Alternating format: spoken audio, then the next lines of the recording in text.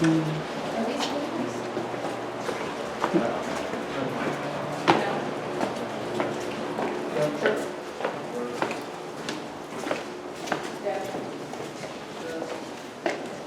feels like darker in here, doesn't it?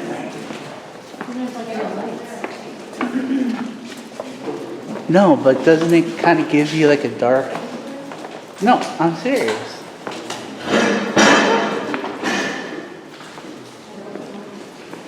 Like it's weird because like right now, right here, I feel like as soon as we like entered this area, it just like felt like a dark energy. That would make sense. I mean, this is still one of the oldest parts of the prison, so it's like a change. It's like there I was fine, then it's like as soon as I start entering this way, it was like it changed into like it feels like more different.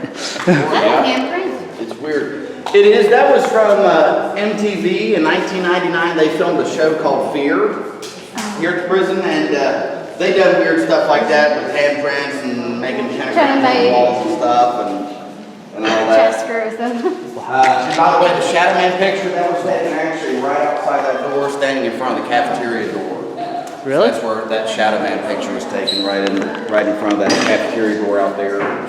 Is it okay if I walk with that? Sure, yeah, absolutely. Right here. Is that where it said? He said right here, the shadow person. I think it's this way. Is it that way? Okay. Yeah, it's that way.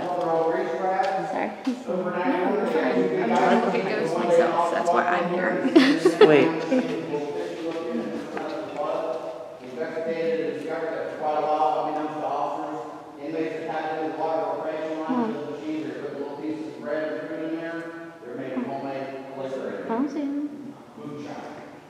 And I'm trying to see if this is where the Shadow Man is. Down this hallway is supposed to be.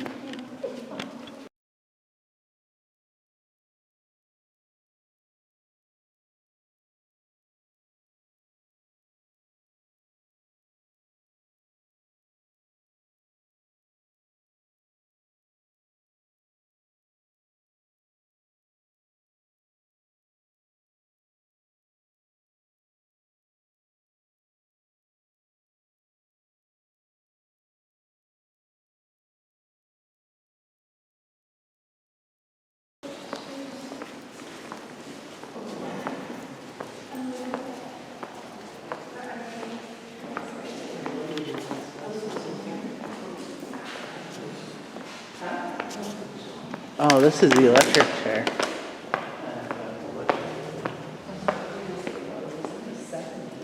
Wow, there's actually a couple of them.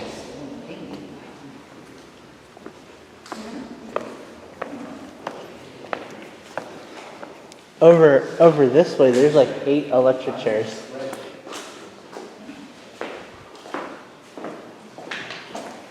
This is so cool. It was totally worth it. I really hope that it didn't bother anyone. But tour guide is awesome.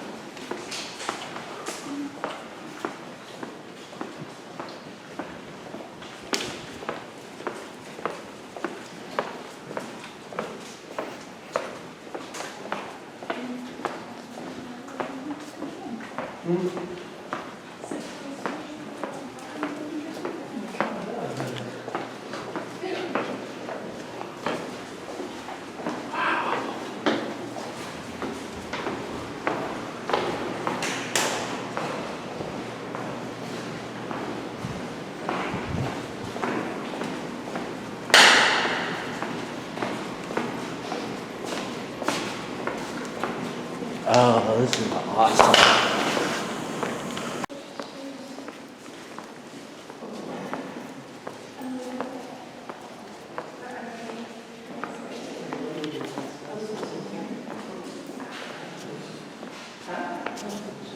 Oh, this is the electric chair.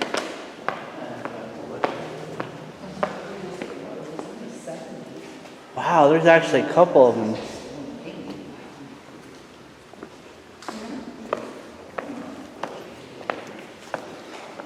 over this way, there's like 8 electric chairs.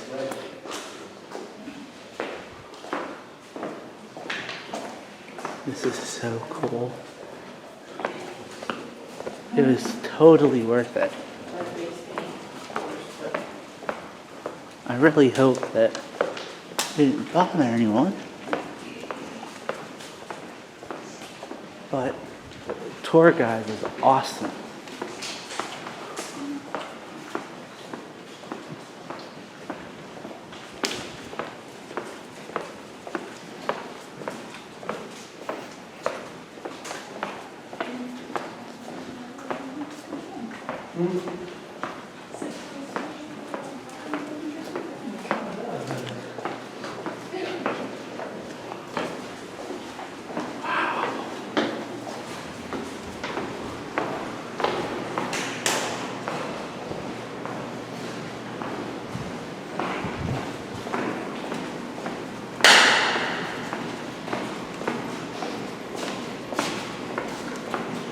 Oh, this is awesome.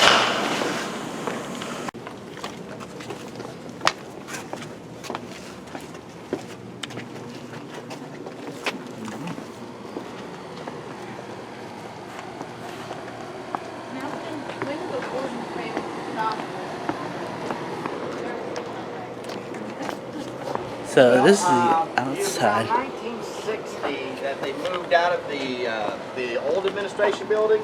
They actually moved into what they ended up building, a new warden's house outside the wall down there. So around 1960 is when they moved in there, and at that time they moved what used to be the administrative offices on the old second floor. They moved those offices into the second, third floor right above our lobby right there. But after that, at least they didn't have to live in the prison, they still had to, I guess, nonetheless.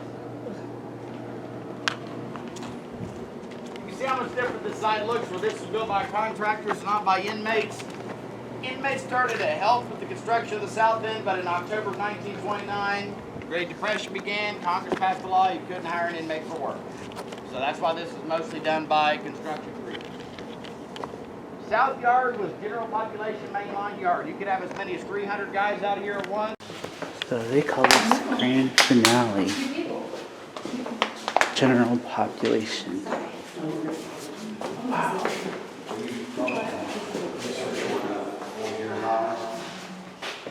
Got 320 cells in there, 160 on these two bars and 160 on the other end. He just told you guys that.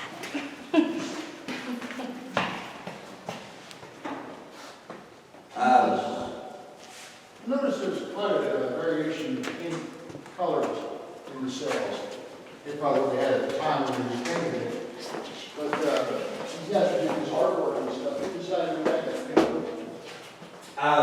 Like in the cells there. Basically just when a new inmate was moved into a cell, if he liked the inmate before his artwork, he'd keep it or he could just pay back over it. A lot of what you see in here was actually done in the later years when they knew their would be closing. They had so much extra paint on hand, they thought, well, they don't use it up, let's just use the paint as an incentive for good or better behavior. So they told them that, you know, you get things that, you know, you can paint yourself just about any color, but black, brown, or dark gray. Dark colors was a visibility problem during the nighttime counts. I was fascinated to see, you know, to each their own, how they would all settle in, you know.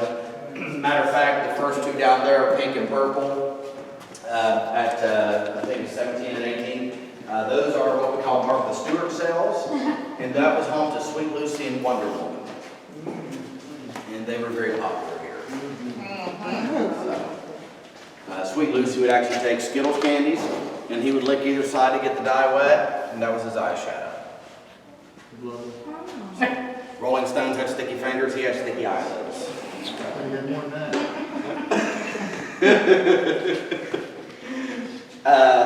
Number 14 there, that is made up to look kind of like a recreation of what a double cell, double manned cell would have looked like in, like, let's say the 1980s. We'll notice the foot locker and the television in there. Those are both original to the prison. Inmates of general population were allowed more property in their cells and on their persons, so they could store those items in their foot locker. The television is a General Electric color TV. And again, that is exactly what they had here.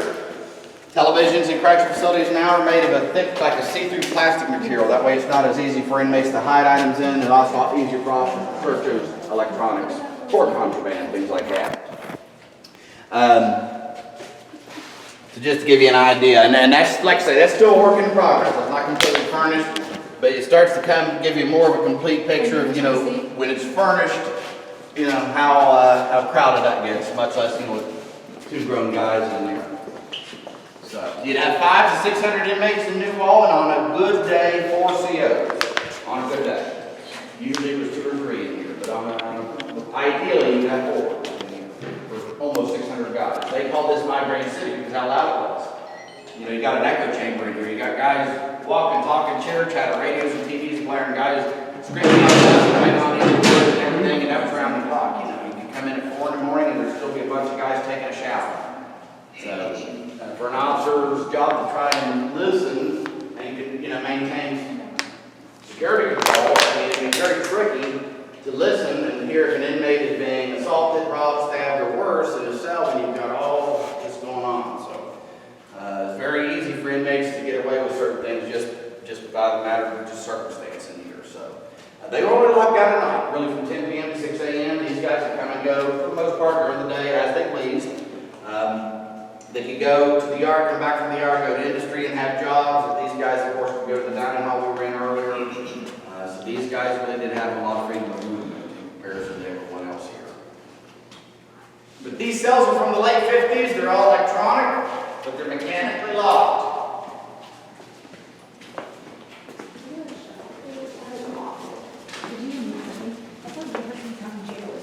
Yeah, but these are the ones that were a cover out in under food. Yeah, I mean, without the double lock. Right, pretty much. Now there is a manual override for these cells. Oh, this is up here? Exactly. Okay. In the event that a fire outage or some, mechanical problem or whatever, they can go to the end of the block and open up. There's like a little box down there, and we can put it onto like a release mode and switch it off of electric. And when we switch it to release, it opens up a little keyhole in there. You take a big Allen wrench and stick it in there, and then you can open it by the handle.